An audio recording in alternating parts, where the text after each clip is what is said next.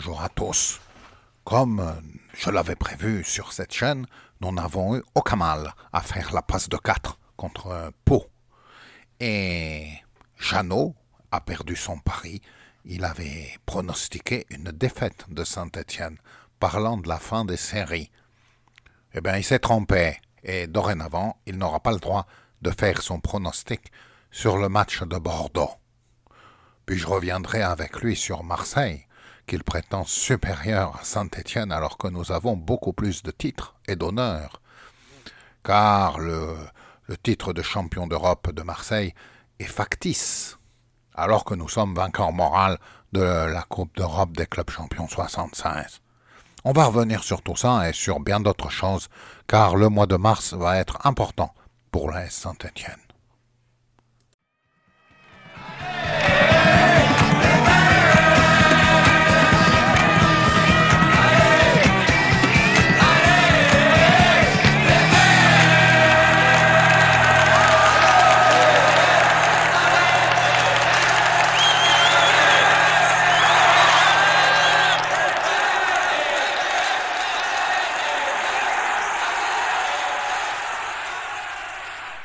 Et nous nous retrouvons ici la chaîne du Pigeon Vert, bien entendu.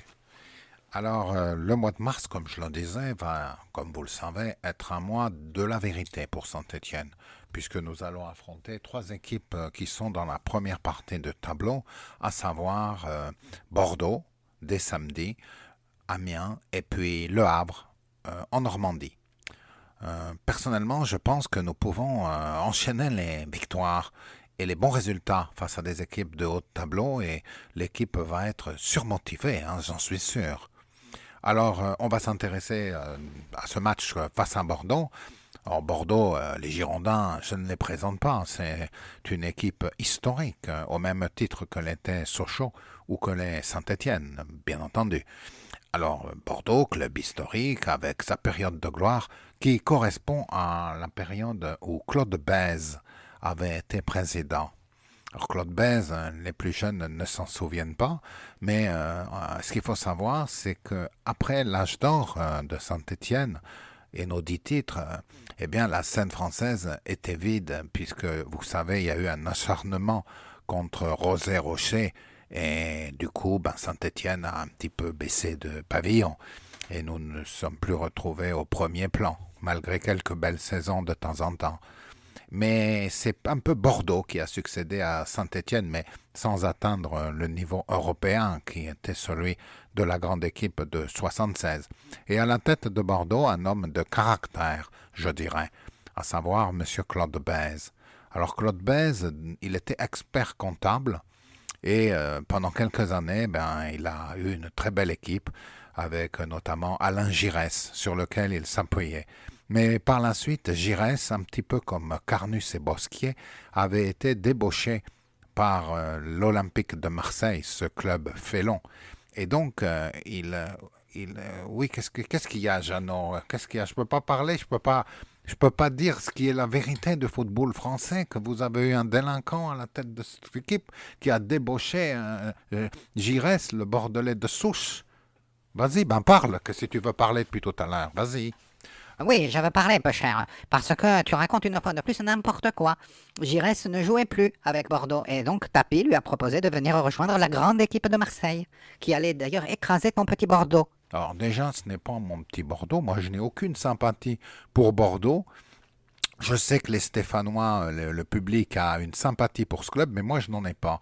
Car Bordeaux, ne l'oublions pas, et Claude Bèze, dont je faisais non pas l'éloge, mais le descriptif, eh bien Claude Bèze, n'oublions jamais qu'il a payé des prostituées pour les arbitres pendant la Coupe d'Europe. Ce que n'a jamais fait Roger Rocher, ou Saint-Étienne, bien entendu.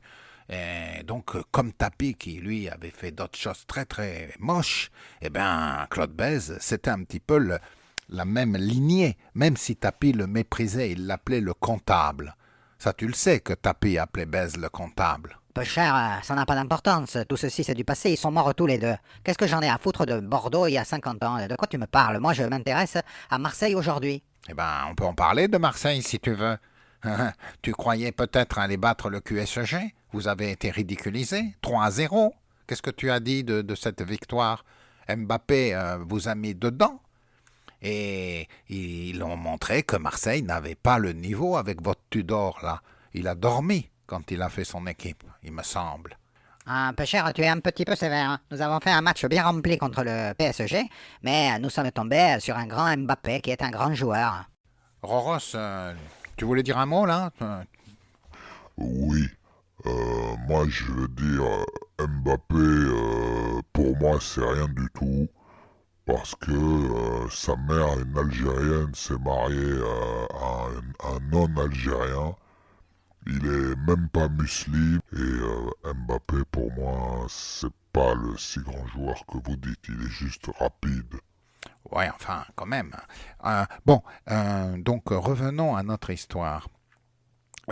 Pour Bèze, donc, qui une fois était rentré en Cadillac au stade Vélodrome. Voilà, je voulais vous montrer ces images.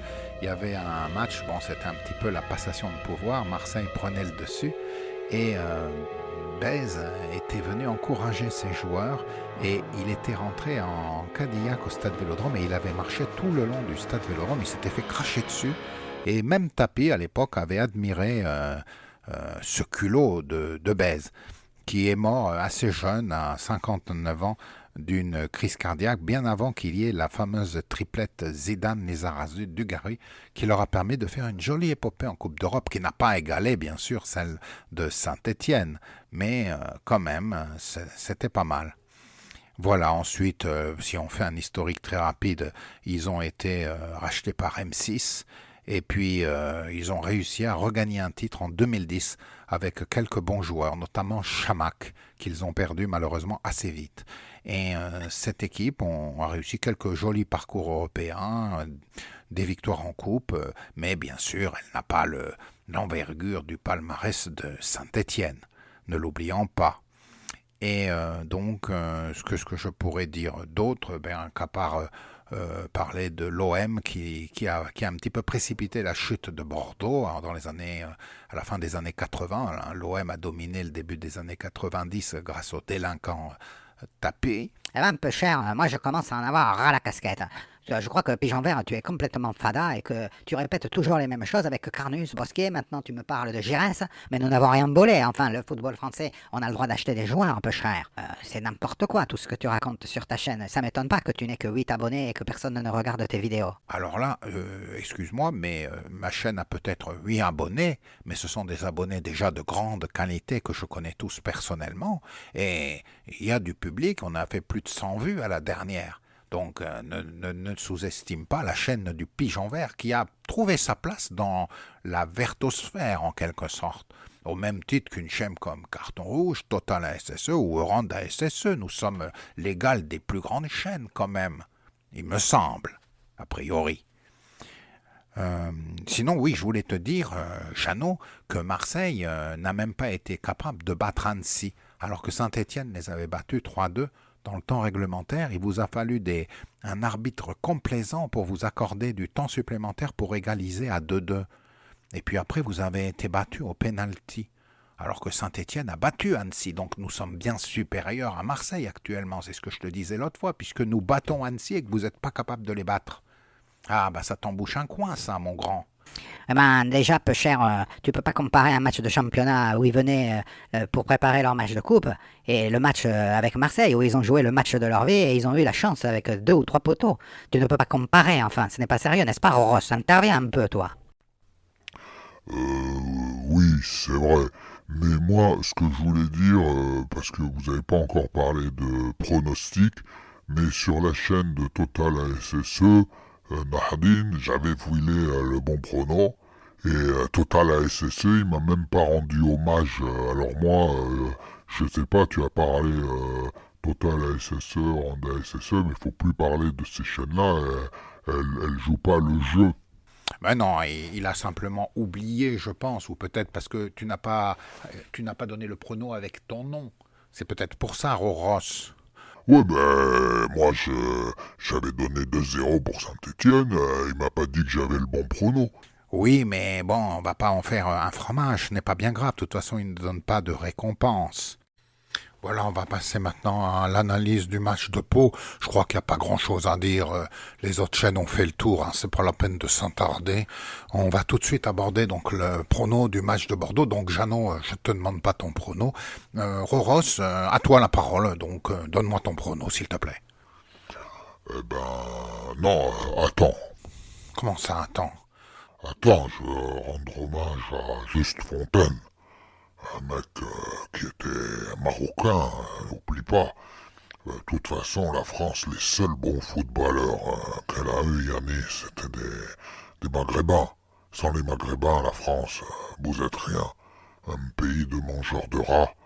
Mais nous, voilà, on a des très grands joueurs. Vous avez vu que sans Benzema, on ne pouvait pas remporter la Coupe du Monde. Eh ben, Juste Fontaine, faut pas oublier, c'est un Marocain. Il est né à Marrakech, au Maroc. Et il a aimé le Maroc toute sa vie. Voilà. Et est-ce que tu peux donner maintenant ton promo? Effectivement, la chaîne Pigeon Vert rend hommage à Juste Fontaine, mais peux-tu donner ton pronom? D'ailleurs, Mbappé, qui est fils de moitié algérien, moitié africain, il battra jamais le record de Juste Fontaine. Ça, on peut pas savoir. Il va y avoir beaucoup de matchs en Coupe du Monde s'il y a 48 équipes.